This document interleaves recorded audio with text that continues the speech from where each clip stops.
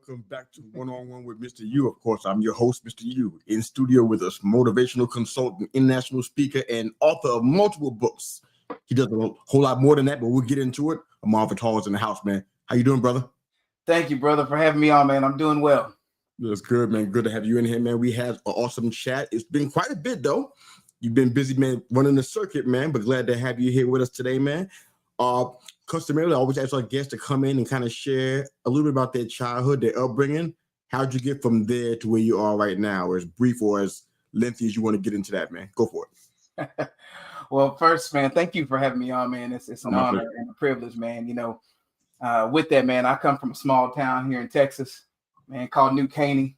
At the time when I was there, probably was all about 1,000 people total there. I mean, I may be exaggerating, but definitely, man, I was just a young man who had a dream, man. 2-parent household. My father and mother were both together. Obviously, there was a split between the family when I was 12, but quickly my mother remarried, and that's why a lot of times that I basically have. I always say I have 2 fathers. I don't have a stepfather and a biological father. I had 2 fathers, and but always in a loving home. Definitely taught me the idea of hard work, no excuses. One was a petroleum engineer. The other one was a professor. There was no it's someone else's fault in my house. And so that kind of gave me the backbone to be able to move in the way I do today. I've been a writer my whole life. I wrote my first book when I was 11 years old. And so I've always, obviously I was the editor of my newspaper in high school. I majored in journalism when I went to college. Learned photography while I was in college. And I mean, it's just all of these things. I've always kind of been a media journalism kind of guy. And, you know, whereas you gave all the listing, you know, the author, the motivational speaker, youth ministry, consultant, coach, all these different things. Everything starts right here with a pen and a pad, man. I always say the greatest gift God ever gave me outside of the Bible is my ability to be able to put pen to pad and be able to express myself. That is my greatest form of communication. I know I'm on many different things and I'm speaking in these different places, but everything starts with me and a legal pad with a pen in my hand. And so things have just came from there. And I'm just grateful that I've had people who've poured into me. Again, I was part of a loving situation, regardless of how my family was put together. Like they always say, it wasn't perfect, but I'm blessed to be in a place I am now. And the 2 people who brought me into this world are still with me. And they're still pouring into me to this day. And so my foundation, it was rooted in love, was rooted in gratitude, and rooted in going out and serving others. I love that, man. It's very rare for me to find somebody who gets that part of me, because I've been writing since I was like 6 years old. I didn't write a book then, but I was writing journals and all kinds of stuff. So for me, that's kind of my therapy. Oh, yeah. There's only 1 year in my existence where it didn't work, and that was 2020. That's how we got a podcast. So that's how that happened. But every year in my life, other than that year, writing's been my therapy. I totally get that, man. Thanks for sharing that with us, man. Tell me what a baller is. I know where you and I may come from. We have it's part of our vernacular. We kind of know what a baller is or what it should look like. But for those that are watching and listening who don't have any idea what we're talking about, what's a baller, man? Well, I'm glad you put the disclaimer out there first, because, you know, I'm an 80s. I'm a 70s child and raised in the 90s, and baller has taken on a couple of different definitions over the time. Yes. What I see a baller is someone who engages in sports and does so at a very high level. And so baller for me is someone who engages in the idea of competition. That's why when I wrote Awaken the Baller Within, there's going to be some people who aren't sports figures, who never played sports and maybe didn't have the talent for it. But I see sports and life interconnected in the sense that, you know, you're going out to compete. Well, when you graduate from high school, graduate from college, or just step into the real world, we're competing. And life is a field of opportunities, a field of challenges. And so when we talk about a baller, someone who engages in the idea of competition, who engages in the idea of providing a service, it's not much different than being on the football field. And so I'm grateful to be able to pour into athletes. Obviously, that's how I got my start as a sports writer. But obviously now it's evolved into young men who don't play sports. And it involves people who are transitioning from high school to college to the real world. And you got to go out there and ball, man. No one is going to do life for you. And so you have to have that baller mentality. And that's why I love when I put that together. Yes, it was for athletes, but what was happening is that after the book was written, parents were looking at this and said, this book has nothing to do with sports. And I was like, I know. That was the point. The point is to use sports language because, you know, you could say that majority of the country likes sports, even if you never played it. But when we talk about unleashing the baller within, we're talking about that God-given presence, that God-given urge to go out and do better, to serve and to be able to provide a service and use the talents that you were given to be able to go out and engage in the world, engage in the marketplace, and bring something that will make others' lives better. And so when we talk about Awaken the Baller Within, it's a lot about leadership. And we know that when we look at leadership at a very root, deep, and biblical level, we're talking about you being lesser to serve others, not you being at the top of the food chain. We decrease so that others can be able to increase around us. And so Awaken the Baller Within brings all of those things together. But a baller is someone who goes out and does the good work that they're called to do. I love it, man. That's good stuff, man. I want to get into a lot of kind of a broad history. You've done a lot of things. Hopefully we can find some way to get into all those things now with the time that we have left.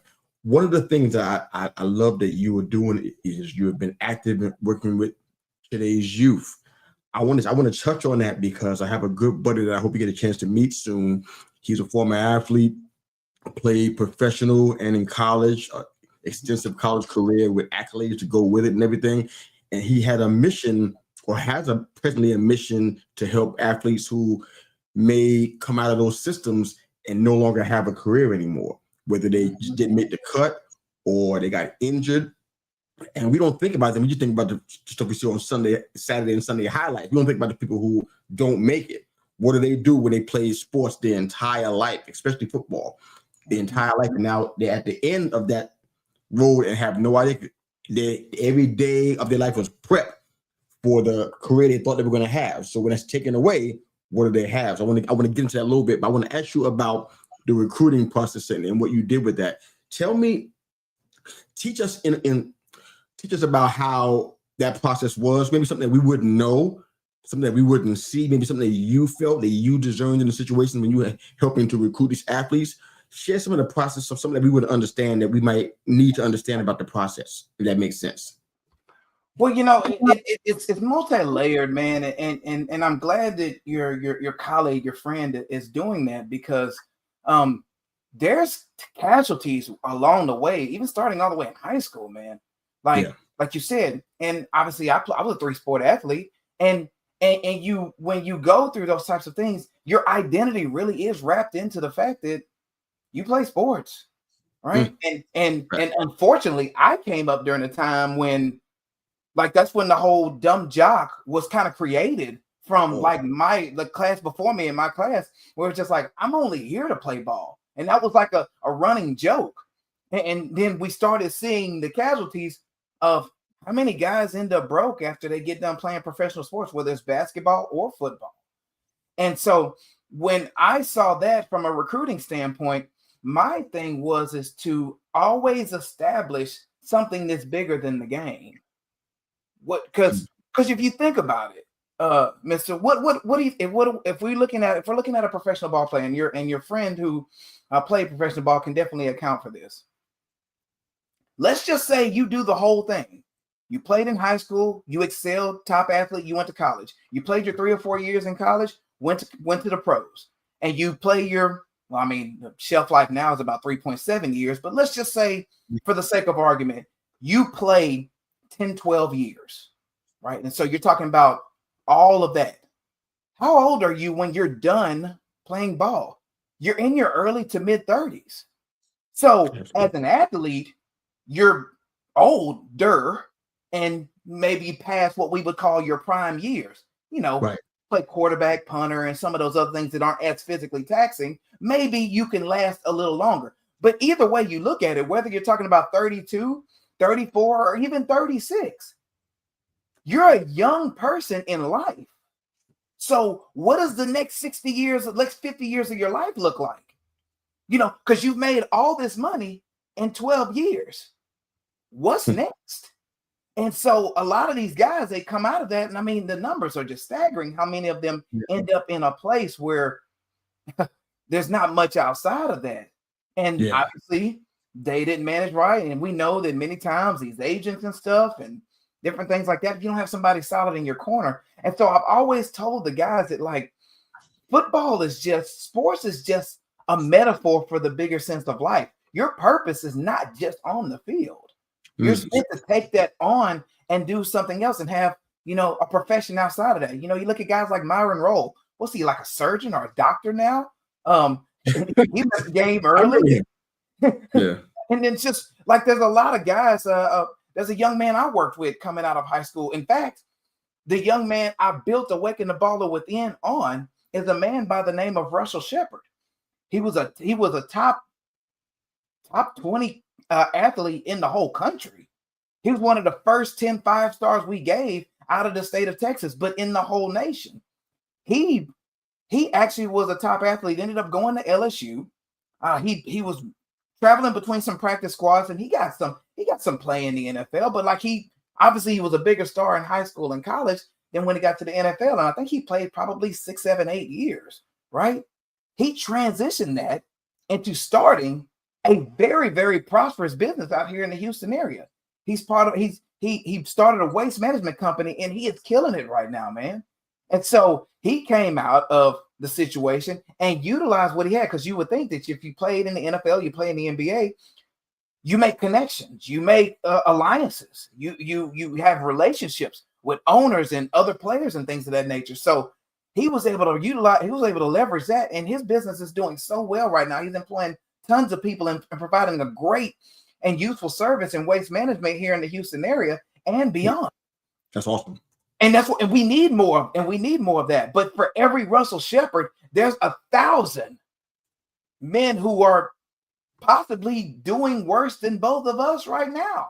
Yeah. Or from an income standpoint and from a mental standpoint, they completely lost their way because they didn't have an identity outside of that. They didn't have a foundation that was built on something bigger than just the fact that you're bigger, stronger, and faster than most of the world. Oh, that makes a lot of sense, man. Oh, there's so much we can get into. We got to try to make sure stay in the pocket to some degree. But I want to hear more about your analyst career and what you did with Fox Sports and just some of those things, because I want people to understand that, number one, it's not a goal that's not unattainable to you. You can reach that.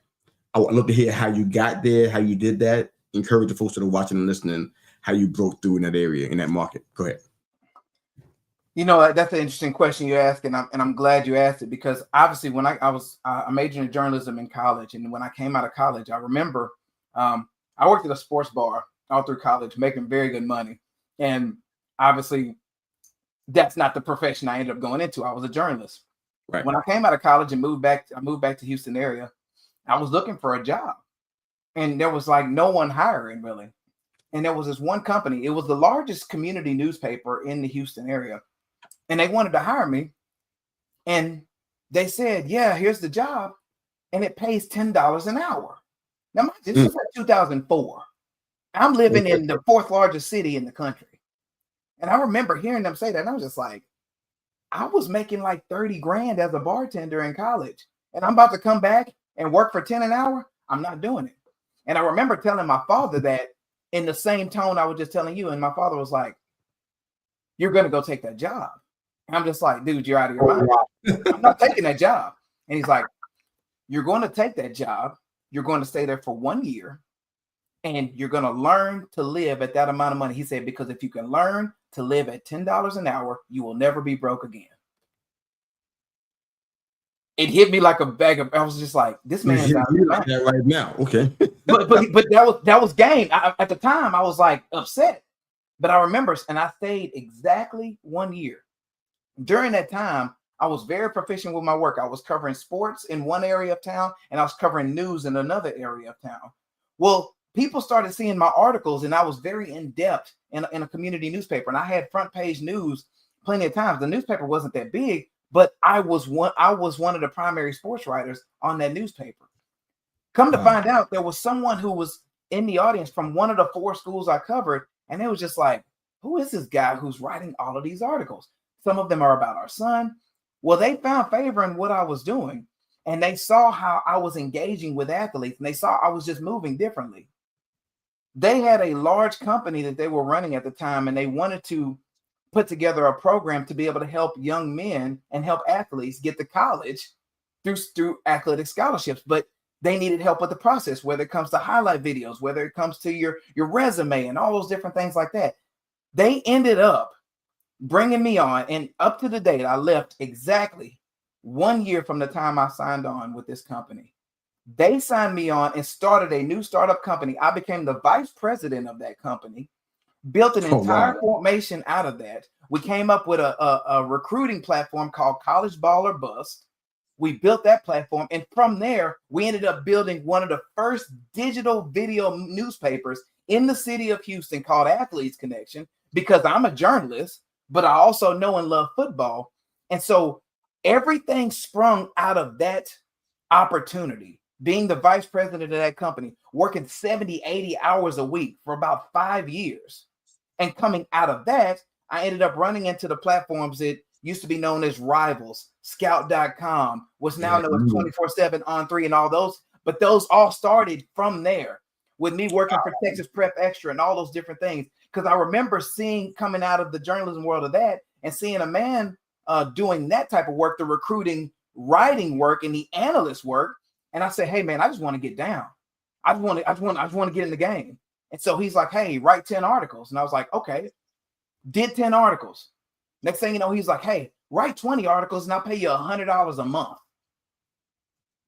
Wow, that's not a lot of money, but I loved it. And so I did 100.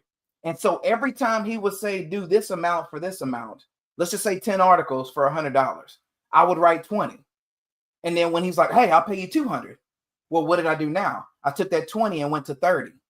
I was always doing more and more than I was supposed to be, that I was paid for, until what ended up happening is I was doing that so much that he referred me to another gentleman who was over a magazine called Sooners Illustrated, which was part of the University of Oklahoma. And I got with that guy, and that guy was paying me $250 a month in addition to my $200 over here. And what did I do? I did the same model with that over there. What ended up happening is if they were looking for a recruiting analyst in the city of Dallas, newsflash, I'm in Houston. But there was the VP of Fox was just like, who is this guy in the South who is writing all these articles about kids all across the nation at this time? They drove me in, brought me to San Antonio for the All-American game, sat me down and said, we don't know what's going on, but you're killing it right now. We want to put you under contract and we're going to pay you $500 a month. And from that point on, I took that same model. That $500 ended up getting nearly to $3,000 per month, because I used the same mindset of give more than what you're being paid to do. Next thing you know, I'm on TV doing High School Sports Live. I'm doing the late night shows for the city of Houston. And I'm on set in Jerry's World when it was first built, doing the state games out there.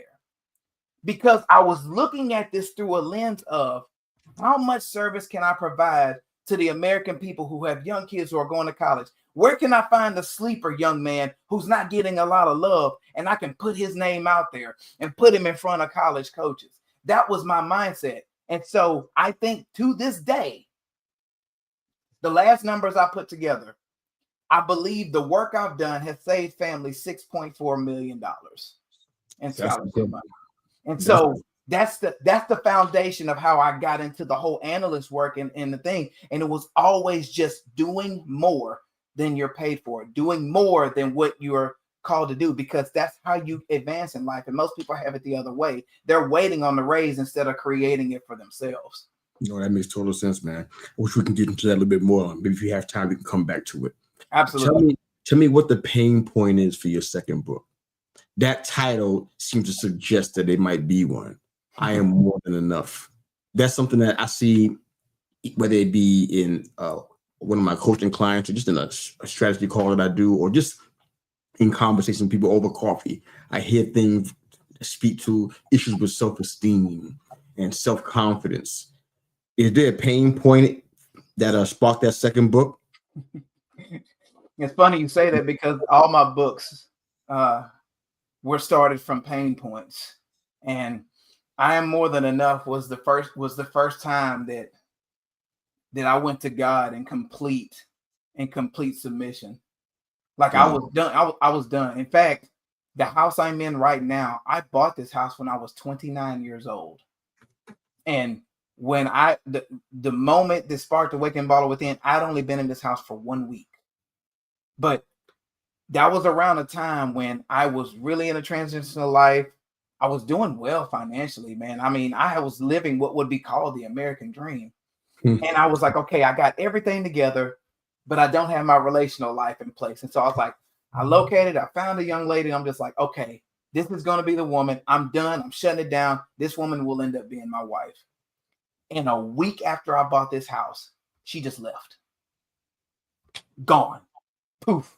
No explanation. Just called me and was just like, hey, this is over. Wow. Like, hold on. Can we talk about this? And she said no and hung up. I was crushed. I was devastated because, man, I mean, I was an ex-ball player myself. How many relationships did I really take serious? And the fact is, not many. But this one, I was invested. And then, boom, the one time I get my life together, and it's like I'm out. And I just remember sitting in the bedroom, just right here to my right now. And I just remember just sitting there saying, God, what is going on right now? I'm not eating for like 3 or 4 days. My family's freaking out. And I just remember just having just a heaviness on my heart. And then I was on that last day. I know you probably, when you have like dark night where your soul just feels burdened. And I just remember laying there in that front bedroom. And I said, all right, God, whatever I'm doing doesn't work. You wake me up tomorrow. I'll recommit my life to you. I'll do as you've called for me to do and get myself back up and get on the platform. And of course, I'm here. So it ended up working out. And I just remember writing a book. This started off it started off with a name and good from the start, but it ended up being I Am More Than Enough, 3 ways to overcome the fear of your own reflection. And it just focused on who is in the mirror. Who is that guy or gal in the mirror? Who is that? What do you represent? Whom do you honor? Whom do you love? And that whole thing just breaks down so many times. I actually am thinking about rewriting that book now because obviously my depth biblically is way different than what it was at that time. But man, sure. that book tore me. And it's a small book, but it's like it just gets right to the point on so many different issues that people are dealing with because people's self-esteem is low. People's mental health is all over the place. People are depressed. And sometimes people don't even know what they're depressed over. But I think that all of it comes back to purpose. What are you doing here? Why are you here? Whom do you serve? See, that was the thing. I had misplaced my priorities. I actually thought it was about me. I thought it was about me. And then I realized it was just like, no, it's about service to others. It's about loving. It's about giving, even when it's not convenient. And all of those things. And so that book really was sort of the foundation to bring the man you see right now here on this camera today. That really was what brought things full circle. But I Am More Than Enough. That was one of the first breaking points for me in my life. It's a powerful story, man. Because of the time we got left, we're going to do something a little bit different. I'm going to ask you our final question. I'm going to have you speak to the people about what it looks like to overserve more than expected, because people are thinking about what they have. I can't give anything that I don't have. I want you to kind of speak to that and encourage in what you did, and we'll close the show out with that. But here's what's normally our last question of the episode. It's called a CMV question, career, mission, and vocation. We talked about it a bit ago, so you kind of know what's going on. It's not to diminish the work that you've done so far. You've done outstanding work. We haven't even had time to get into all that you've done, all the people in countries where you served. However, today we're going to theoretically erase everything that you've done, hobbies, work, career, mission, everything.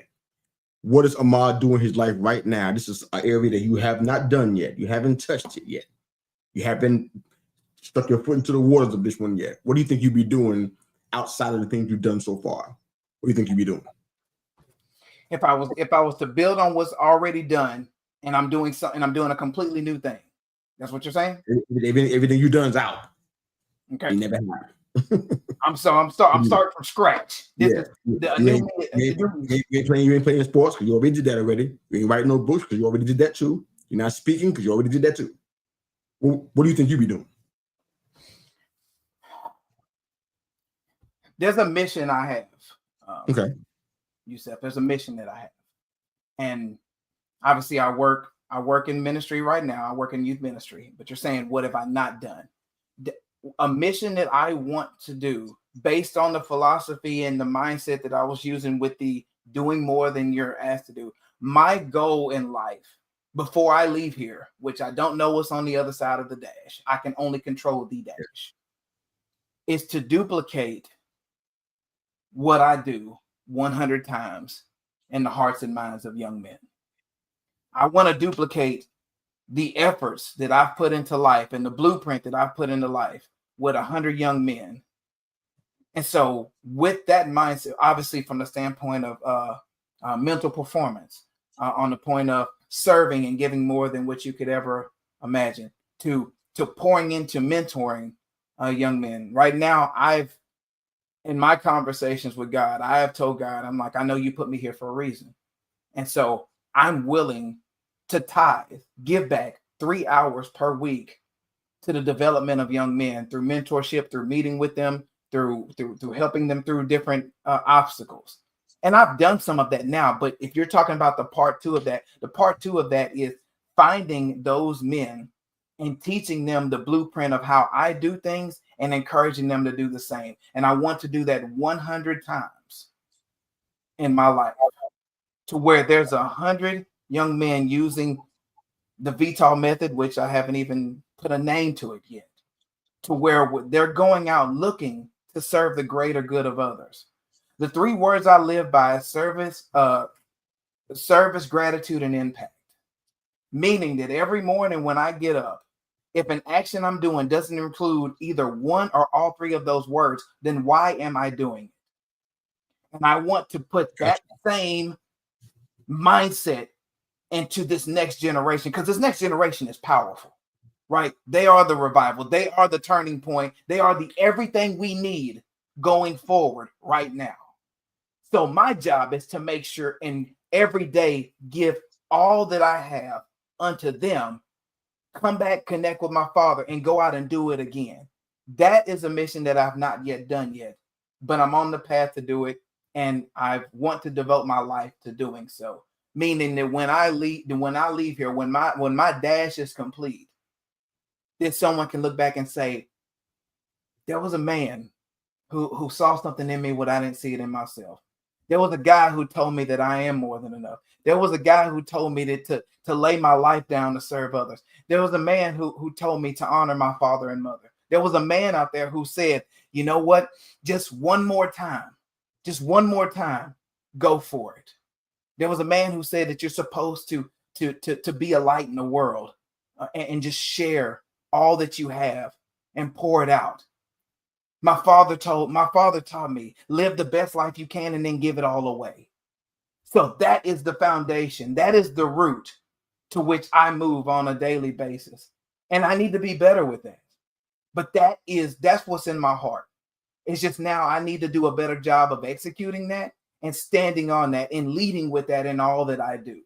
And I believe if I do that, and I encourage 100 young men to do that, I think if there's more like your friend, like yourself, and many other men who are out there wanting to do some similar things, we could turn the tides of the insane division within our country, within our world, within the next 20 to 30 years.